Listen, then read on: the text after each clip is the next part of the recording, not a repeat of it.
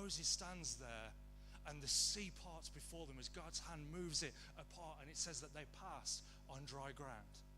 And Joshua has the same problem as he comes to this river. They're on one side and they need to get to the other.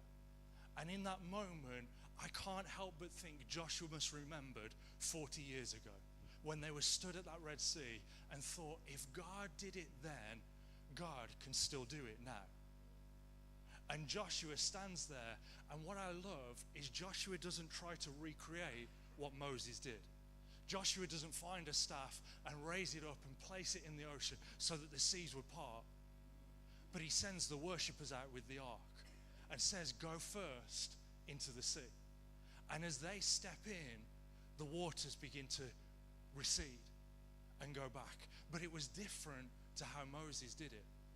And you know, there will be times where you read stories through the Bible, you read things that take place, and you think, well, if God did it for them, God can do it for me. Just like Joshua thought, and that's true. I love the verse in James that says, there is no shadow of variation or turning in God. He's the same yesterday, today, and forever, it says in another verse. And so we can hold fast to that promise that if God was faithful to people then, God will be faithful now. But God doesn't always do it in the same way. And whatever challenge you're facing today, whatever things you're going through, wherever life is leading you, maybe you feel like you're stood in front of a river that seems impossible to cross.